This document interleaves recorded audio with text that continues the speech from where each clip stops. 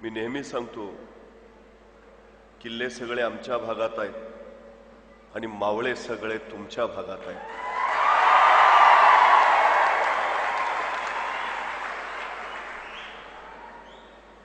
त्यामुळे मराठवाड्यात आलं की जिवंत माणसात आल्याची जाणीव होते.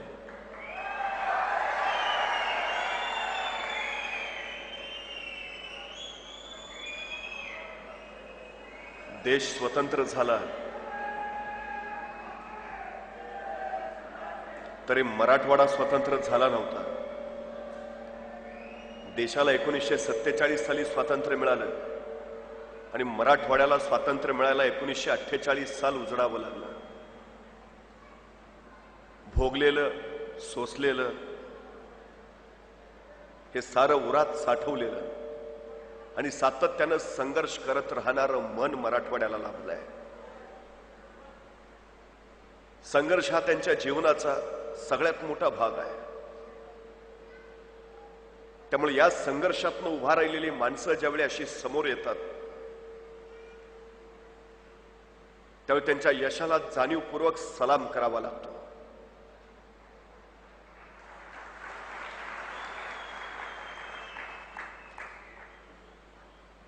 आभाळातल्या बापानं विजांना पाठवून तेजरावांचे दोन्ही हातच काढून घेतले, पण या तेजरावांनी सुद्धा त्या आभाळाच्या बापाला सांगितलं, कुणी सांगितलं तुला हात नाहीत म्हणून कष्ट करता येत नाही.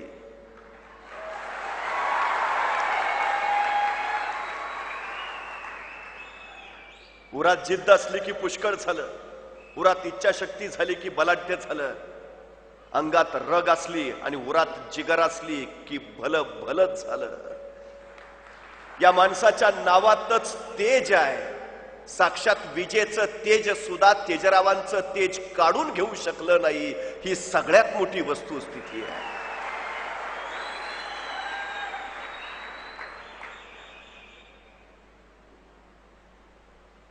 आणि मग हात नसलेला तेजराव जर काळ्या मातीतनं हिरवं सोनं उगवत असेल तर धडधाकट असलेली तुमच्यासारखी पोरं पांढऱ्या कागदावर मार्कांचं सोनं का नाही पिकवणार? हा साधा सोपा विषय आहे. त्यामुळे कष्टाच्या बाबतीमध्ये मराठवाडा जेवढा पुढे आहे तेवढा बुद्धीच्या बाबतीमध्ये मराठवाडा अग्रेसरच आहे. याची जाणीव या सोहळ्याच्या निमित्तानं निश्चितपणे झाली. खर तर मी ज्यावेळी या विजेत्यांचं मनोगत ऐकत होतो त्यावेळी जाणवलं की बऱ्याच अशा सोहळ्यामध्ये यशाचंही ओझं होतं, कष्टाच्या आठवणींचं मोहळ मग ताजं होतं. सांगायचं बोलायचं बरंच असतं, दाखवायचंही काही खूप असतं. पाठीशी कुणातरी शाबासकीची थाप घेऊन उभा असतं, त्याच्याकडं बघत मन एवढंच सांगतं, खरं तर सारं यश तुझंच आहे रिलायबल. चुकून तुमच्या ऐवजी विजेत्यांमध्ये नाव फक्त माझं होतं.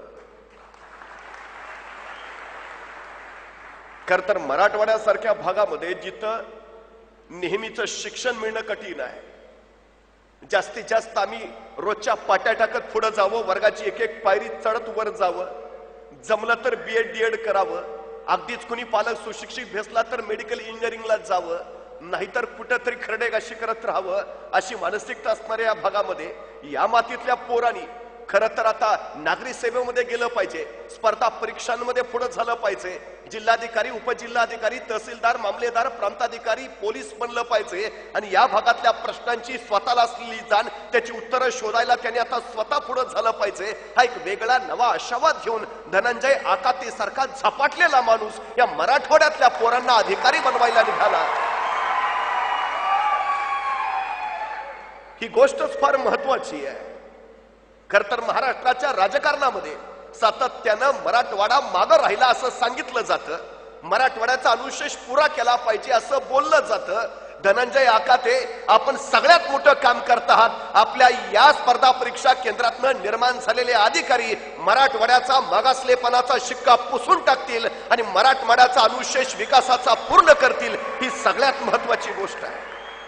खर तर मी कायम सांगत असतो, एसी रूम मध्ये बसून आणि बिस्लरीतलं पाणी पिऊन दुष्काळावर उपाययोजना कधी करता येत नाही, ही सगळ्यात मोठी वस्तुस्थिती आहे. चटके खावे लागतात, फटके सोसावे लागतात, निरीक्षण करावं लागतं, जाणीवा जागृत करून घ्याव्या लागतात, हे सगळं दुःख भोगावं लागतं. तेव्हा कळतं की नेमकं कुठं सलतंय, कुठं दुखतंय आणि याच्यावर उपाय काय करायला हवा हे सगळं तुम्हाला माहिती आहे. त्यामुळे काळ्या मातीतली पोरं ज्यावेळी काळ्या मातीच्या उद्धारासाठी पुढं होतील, त्यावेळी काळ्या मातीतलं सोनं आणि सोनं पिकवणारा बळीराजा खऱ्या अर्थानं सुखी होईल. आणि या मराठवाड्यात येणाऱ्या काळामध्ये एकाही शेतकऱ्याची आत्महत्या घडणार नाही, ही सगळ्यात मोठी वेगळी सुखाची नांदी इथं निर्माण होईल. हे सगळ्यात महत्वाचं आहे.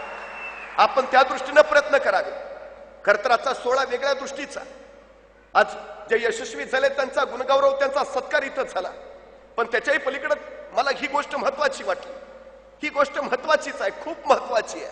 मी नेहमी सांगतो, खर तर ज्या मावळ खोऱ्यामध्ये स्वराज्य उभा राहिलं, ते स्वराज्य उभा करणारे छत्रपती शिवाजी महाराज.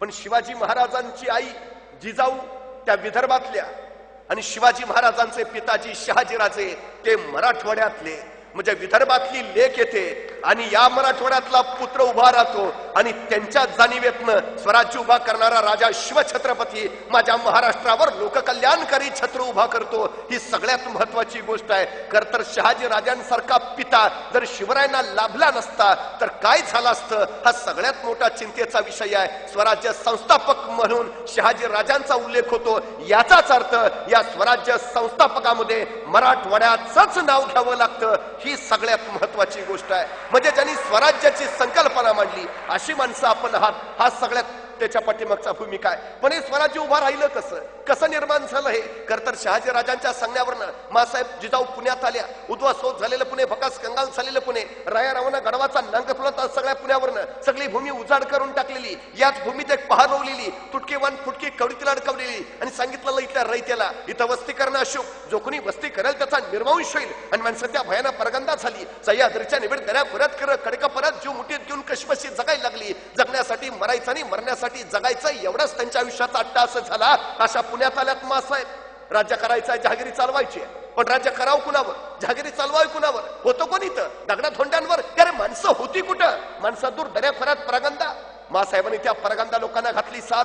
या परत या गावात आणि रयतेने विचारलं कुणाच्या भरोशावर? आणि कडाडल्या जिजाऊ तुमच्या शिवबाराजांच्या भरोशावर. या राजे समर्थ आहेत. पण त्याच वेळी रयतेने बोट दाखवलं मातीच्या उरात रोल्या गेल्या पहारीकडं आणि विचारलं कसं यावं इथं आलो तर आमचा निर्वंश होईल. आणि त्या सरशी मासाहेब झाल्या पुढं मातीच्या उरातली ती पार उचकटली, दूर भिरकावून दिली, अंधश्रद्धेचं जोखड झुगारलं आणि कडाडल्या मासाहेब मी राहीन इथं, उद्या माझा झाला निर्वंश तरी. आणि आपल्या एकुलत्या एक शिवबाला सोबत घेऊन मासाहेब पुण्यात राहायला लागल्या. बघता बघता रयतेला विश्वास आला, अरे मारसाहेब राहता इथं, आपण का नाही? रयत परतू लागली, घर गजबजू लागली, गावं कुजूजू लागली. पण रयते पुढे पुन्हा एकदा प्रश्न पडला, गावात राहिलो, घरात राहिलो, पण खावं काय, प्यावं काय, शेती करावी तर पेरावं काय, काय आहे आपल्याकडं? आणि मग त्यावेळी महाराष्ट्रातली पहिली सहकारी संस्था उभा राहिली. या सहकारी संस्थेचं नाव होतं स्वराज्य आणि या संस्थेच्या संस्थापिका होत्या मासाहेब जिजाऊ.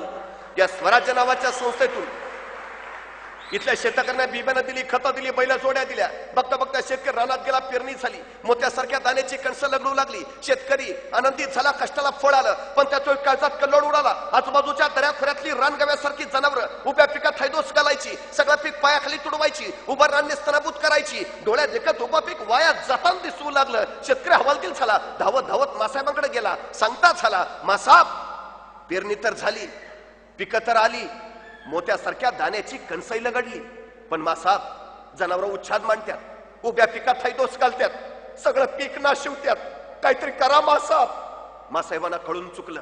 पिकं जगली तर शेतकरी जगेल, पिकं जगली पाहिजेत. दुसऱ्या दिवशी मासाहेबांच्या विलक्षण बुद्धीतनं एक विलक्षण युक्ती बाहेर पडली आणि मासाहेबांनी आसपासच्या गावागावात दौंडी दिली.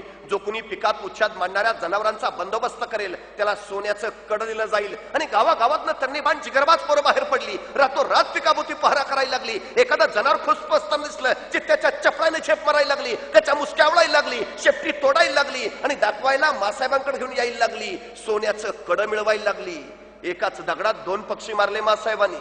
एक जनावरांपासून पिकाचं संरक्षण झालं आणि दोन स्वराज्यासाठी आवश्यक असणारी जिगरबाज मावळ्यांची मांदियाळी आपोआप गोळा झाली.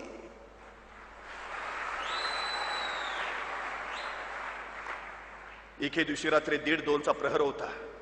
लाल महाल संत शांत निद्रिस्त झालेला. अचानक बाहेर 5-6 पोरांचा गलका ऐकू आला.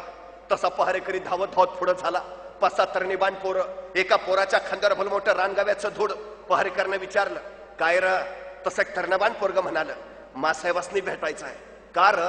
मासाहेबांनी दौंडी दिली ती नव, जो कोणी जनावराची शिकार करेल त्याला सोन्याचं कड दिलं जाईल. ही काय जनावर घेऊनच आलोय नव? तसा पहारेकरी म्हणणार, पर सकाळी की मासाहेब झोपल्यात आता. नाही नाही, मासाहेबांनी भेटल्या बेगार जाणार नाही. अरे येडा का फोडाल्या का? रातचं 1:30 वाजल्यात. सकाळी की मासाहेब झोपल्यात आता. नाही नाही, मासाहेबांनी भेटल्या बेगार जाणार नाही. पोरं ऐकायला तयार नाहीत. तोपर्यंत बाहेरचा तो गोंधळ ऐकून मासाहेब स्वतः जातीनं येत्या झाल्या. काय गडबड रे? तसं एक तरणबाण पोरग सरदिशी पुढं झालं. मासाहेब मासाहेब मासाहेब, तुम्ही दावडी दिली ती नव, जो कोणी जनावराची शिकार करेल त्याला सोन्याचं कड दिलं जाईल. हे काय जनावर घेऊनच आलोय नव? मासाहेबाने एकदा त्या पोराकडं, एकदा त्या जनावराकडे बघितलं आणि मासाहेब त्याला म्हणाल्या, अरे पण आम्ही दौंडीत असंही सांगितलेलं की अख्खं जनावर दाखवायला आणायची गरज नाही, नुसती शेपटी दाखवायला आणली तरी चालेल. की अख्खं जनावर कशाला घेऊन आला? तशी त्या पोरानं मान खाली घातली आणि ते पोर मासाहेबांना म्हणालं, मासाहेब ध्येनातच नाही राहिलं बघा. आणि काय रे, सकाळी आला असता तर आम्ही काय तुला सोन्याचं कड दिलं नसतं? एवढा जसं ऐकलं तस त्या पोराच्या दोन्ही डोळ्यातनं खळखळ पाणी उघडायला लागलं. त्याला हुंदका फुटला. नालेला हुंदका दाबत तो पोर मासाहेबांना म्हणाला, मासाहेब सोन्याचं कडं मिळावं म्हणून नाही आलो मासाहेब. मासाहेब तुमच्या कौतुकाची थाप माया पाठीवर पडावी म्हणून आलो मासाहेब. मासाहेब तुमच्या कौतुकाची थाप पाठीवर पडली ना की 10 तिचं बळ येतं. त्या जनावराची शिकार केली आणि वाटलं कवा एकदा तुमच्या जवळ येतो आणि कवा एकदा तुमच्या कौतुकाची थाप पाठीवर घेतो. सोन्याचं कडं नको मासाहेब, तुमच्या कौतुकाची थाप फक्त माया पाठीवर पडू द्या. मासाहेब पुढं झाल्या. त्या पोराचे डोळे पुसले. त्याला विचारलं, नाव काय रे तुझं? तसं ते पोर म्हणाल, ताना. तानाजी मालुसरा, उमराट गावचा जी. आणि त्या दिवसापासून तान्हा जो मासाहेबांचा झाला तो मरेपर्यंत स्वराज्याचा राहिला. एक कौतुकाची थाप माझ्या तानाजीला घडवणारी ठरली. खर तर ज्या समाजामध्ये पाठीवर कौतुकाची थाप टाकणारी माणसं असतात त्या समाजामध्ये नररत्न उगवतात. आणि ज्या समाजामध्ये पाठीवर कौतुकाची थाप टाकणारी माणसं नसतात तिथं नररत्न कधी उगवत नसतात. हा सगळ्यात मोठा अध्याय आहे. स्वराज्य हे तलवारीच्या पात्यावर नाही, स्वराज्य हे कौतुकाच्या थाप्यावर उभा राहिलंय. ही सगळ्यात महत्वाची गोष्ट आहे, सगळ्यात महत्वाची. खर तर तानाजी उभा करायचा तर त्याच्यात हातात तलवारीपेक्षा त्याच्या पाठीवर कौतुकाची थाप टाकणं ही सगळ्यात महत्वाची गरज असते. आकाते सर, आपण पोरांच्या पाठीवर कौतुकाची थाप टाकता आहात आणि उद्याच्या काळातले तानाजी बाजी मुरार बाजी उभा करता आहात, जे उद्या मयात जातीसाठी या देशासाठी झटणार आहे. म्हणून मला सगळ्यात महत्वाचा वाटला आपला आजचा सोहळा की जिथं आपण या विजेत्यांच्या पाठीवर कौतुकाची थाप टाकली, बस हा सगळ्यात मोठा सन्मान असतो. खर तर काही ठराविक संख्येतल्या लोकांनी इथं येऊन सन्मान स्वीकारला, त्याच्या कितीतरी पटीनं लोक समोर बसलीत. पण यांचा होणारा सत्कार त्या प्रत्येकाच्या मनात प्रेरणा निर्माण केल्याशिवाय राहणार नाही एवढं मात्र निश्चित आहे. उद्याच्या पुढच्या वर्षाच्या सोहळ्यामध्ये या मंचावर आपल्यालाही आलं पाहिजे, आपणही गेलं पाहिजे, ही भावना निश्चितपणे इथल्या प्रत्येकाच्या उरात निर्माण होईल. ही सगळ्यात महत्वाची गोष्ट आहे. त्यामुळे गौरवाचा नव्हे, हा प्रेरणेचा सोहळा आहे असं निश्चितपणे या निमित्तानं आपल्याला म्हणतो. ही सगळ्यात महत्वाची गोष्ट आपण करत आहात, हे सगळ्यात महत्वाचं आहे. खरं तर क्षमता प्रत्येकामध्ये असते, सामर्थ्य प्रत्येकामध्ये असतं, ही सगळ्यात महत्वाची गोष्ट. पण ते आहे हे सांगणारं कुणीतरी असावं लागतं, ही सगळ्यात महत्वाची गोष्ट आहे. ते काम आपण करत आहात, यांच्यातलं चांगलं चांगलं जे आहे ते बाहेर काढत आहात, ही सगळ्यात महत्वाची गोष्ट. खरं तर एखादी गोष्टाची सुरुवात झाली की ती गोष्ट सिद्धीस जातेच, आणि सिद्धीस गोष्ट ती जाते ज्या गोष्टीची सुरुवात होते. परवा वर्तमानपत्रामध्ये एक जाहिरात आली होती. गेल्या 25 वर्षात ज्याच्या हातून एकही अपघात झाला नाही अशा ड्रायव्हरनी मुलाखतीला यावं. मुलाखती चालू झाल्या. पहिल्या ड्रायव्हरला विचारलं, काय हो गेल्या 25 वर्षात तुमच्या हातून एकही अपघात नाही? म्हणलं अजिबात नाही, विषय नाही, प्रश्नच नाही, फक्त गाडी एकदा ब्रेक फेल झाली म्हणून दरीत कोसळलो, पण बाकी कुठं टच नाही. त्याला म्हणले चला बाजूला, दुसऱ्याला विचारलं, गेल्या 25 वर्षात तुमच्या हातून एकही अपघात नाही. म्हटलं विषय नाही, प्रश्नच नाही, फक्त एक जण पुढनं येऊन माझ्या अंगावर आदळला तेवढंच काय ते, पण बाकी कुठं धक्का नाही.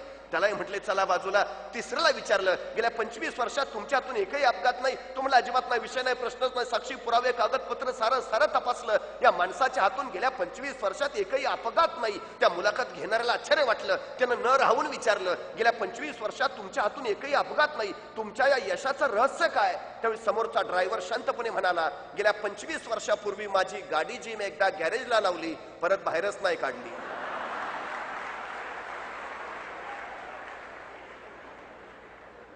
ज्यांच्या गाड्या गॅरेजला, त्यांचा अपघात व्हायचा विषयच येत नाही. पण ज्यांच्या गाड्या गॅरेजला, त्यांना आयुष्यात कधी ध्येयही गाठता येत नाही. ही सगळ्यात महत्वाची गोष्ट आहे. ध्येय गाठायचं असेल तर गाड्या रस्त्यावर आणाव्याच लागतील. आणि रस्ते म्हणले तर खड्डे ठरलेले, टक्के टोणपे ठरलेले, ऊन वारं वादळ पाऊस याच्याची झुंज ठरलेली. हे सगळं सोसणं ज्याला जमतं, हे सगळं सहन करणं ज्याला जमतं आणि सातत्यानं चिकाटीनं प्रवास चालू ठेवणं ज्याला साधतं, त्याला यश मिळवणं जिंकतं. ही सगळ्यात महत्वाची गोष्ट आहे. आपला संघर्ष जेवढा मोठा तेवढी आपली उंची मोठी असते. आपली उंची तेवढी मोठी होते जेवढा आपला संघर्ष मोठा असतो. ही सगळ्यात महत्वाची. तुम्ही कुठे पोहोचला आहात याचं उत्तर जर शोधलं, तुमची उंची एवढी आहे ना, बरोबर एवढाच संघर्ष आपण केलाय. तुम्ही अधिक उंचीवर, तुम्ही अधिक संघर्ष. 385 वर्ष झाली. शिवाजी महाराजांना आम्ही विसरू शकत नाही. का? कारण या माणसाच्या वाट्याला आलेला संघर्षच एवढा मोठा आहे की जोपर्यंत चंद्र सूर्य राहतील तोपर्यंत छत्रपती शिवाजी महाराज हे नाव चिरंतन राहील.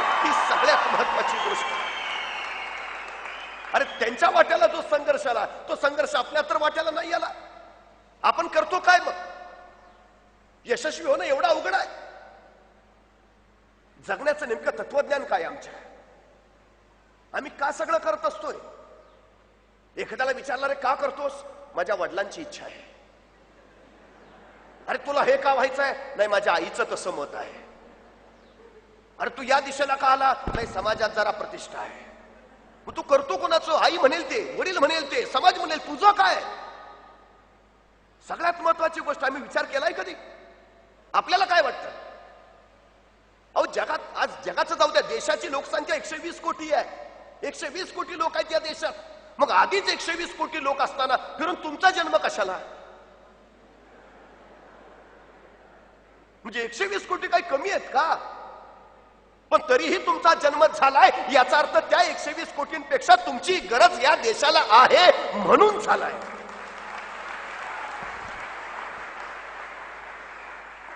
कारणाविना कुठलीच गोष्ट कधी घडत नाही, कधीच घडत नाही.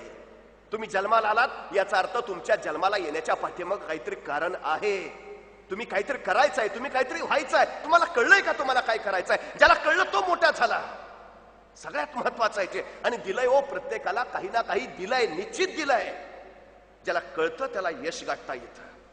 सचिन तेंडुलकरला 4थीत असताना कळालं होतं आपण उत्तम फलंदाजी करू शकतो. बस दुसरं काही नाही बघितलं त्यांनी, फलंदाजी त्याच्यावरच रोग धरला. 4थीत कळलं, गेला वर, जागतिक कीर्तीचा फलंदाज झाला. इरफान पठाण, त्याला 9वीत कळलं आपण उत्तम गोलंदाजी करू शकतो. त्यांनी तिथून सराव केला, तोही गेला भारतीय टीम मध्ये. पण सचिन तेंडुलकर एवढी लोकप्रियता इरफानच्या वाट्याला नाही का? तेंडुलकरची सुरुवात अगोदर झाली, इरफानची नंतर झाली. तुम्ही सुरुवात जेवढी लवकर कराल तेवढ्या लवकर उंचीवर जाल, तेवढ्या अधिक उंचीवर जाल. ही सगळ्यात महत्वाची गोष्ट आहे. म्हणजे मुळात तुमच्यात काय आहे हे तुम्हाला कळणं ही फार निकडीची आणि गरजेची गोष्ट आहे. सगळ्यात महत्वाची गोष्ट आहे ती. तेंडुलकरला 4थीत कळालं, इरफान पठाणला 9वीत कळालं. आपल्यालाही कळतं तसं. काही काही लोकांना शाळेत गेल्यावर कळतं आपल्यात काय गुण आहे, ते तिथनं हालचाल चालू करतात.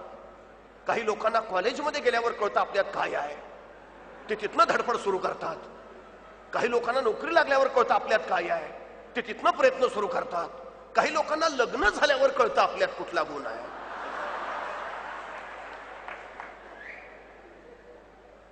काही लोकांना मुलं झाल्यावर कळतं आपल्यात कुठला गुण आहे. काही लोकांना वय झाल्यावर कळतं आपल्यात कुठला गुण आहे, ते तिथनं हातपाय हलवायला सुरुवात करतात. काही लोक म्हातारे झाल्यावर कळतं त्यांना आपल्यात कुठला गुण आहे, ते तिथनं काय करता येतंय का पाहतात. आणि काही लोक चौघांच्या खांद्यावर गेले तरी त्यांना कळत नाही आपल्यात कुठला गुण होता, ते आले तसे निघून जातात. यांच्या जगण्याला काहीही अर्थ नसतो. जाणीव करून घ्या की तुमच्यात काय आहे. सगळ्यात महत्वाची गोष्ट आमच्याकडे सगळ्यात मोठी शोकांतिका काय, आम्हाला तुलना करायची सवय, सातत्याने मी तुलना करत असतो, तो असा आहे, तो तसा आहे, माझा असा आहे, त्याचं तसं आहे. गरज काय? अहो जगामध्ये तुमच्यासारखा दुसरा कुणी नाहीच आहे, ही सगळ्यात मोठी वस्तुस्थिती आहे. एकमेवा द्वितीय आहात तुम्ही, दाखवा मला माणूस. या जगात तुमच्यासारखा सेम टू सेम माणूस मला आणून दाखवा, बस. नाहीच आहे हो. म्हणजे तुम्ही किती एकमेवा द्वितीय आहे, मग स्वतःला कमी समजायचं कारण काय? अहो या दुनियेत तुमच्यासारखा नाहीच आहे कुणी, बस. आहे काहीतरी आपल्यात, एवढं माना कामाला लागा. सगळ्यात मोठी यशाची पहिली पायरी ती आहे, सगळ्यात मोठी, सगळ्यात महत्वाचं ती आहे, बाकी काही नाही. आपली क्षमता, आपलं सामर्थ्य हे ओळखता येणं हे पहिल्यांदा सगळ्यात महत्वाचं. एकदा ते कळालं ना, वाटेल ते करू शकतो आपण. शिवाजी महाराजांना 16व्या वर्षी कळालं, बस सुरुवात केली. सामर्थ्याची जाणीव, काय करू शकतो त्या क्षमतेची जाणीव, हे महत्वाचं. कारण सांगत फक्त बसू नका, सगळ्यात महत्वाची गोष्ट, सगळ्यात महत्वाची. काय काय मुलांना विचारणार, कसं काय, काय झालं? आमची परिस्थिती नव्हती हो. तू गप. मला भयान राग येतो असल्या माणसांचा. आमची परिस्थिती नव्हती हो. परिस्थिती माणसाला घडवती नाही, परिस्थिती माणसाला बिघडवती नाही. माणूसच परिस्थिती घडवतो आणि माणूसच परिस्थिती बिघडवतो, ही सगळ्यात मोठी वस्तुस्थिती आहे. डॉक्टर बाबासाहेब आंबेडकरांचे वडील काय अब्जाधीश होते का करोडपती होते? पुस्तकं विकत घेऊन देता येत नव्हती बाबासाहेबांना. वाचनाची आवड आहे पण नाही घेता येत. एक वेळ उपाशी राहायचे पण पोरला पुस्तक आणून द्यायचे. परिस्थिती नाही आडवी आली तिथं. आणि आंबेडकरांचा सगळ्यात मोठा गुण माहिती आहे, त्यांच्या आयुष्यात त्यांनी वाचलेलं एकदा पुस्तक त्या आयुष्यात पुन्हा कधीच विसरत नाहीत, कधीच विसरत नव्हते, चुकून नाही. त्यांनी जर 10 वर्षापूर्वी एखादं वाचलेलं पुस्तक काढलं आणि त्यांना विचारलं 355 पानावरचं दुसऱ्या पॅराग्राफ मधलं 4थं वाक्य काय आहे, 10 वर्षानंतर सुद्धा आंबेडकर ते बरोबर सांगायचे. एवढी बुद्धिमत्ता होती. ही काही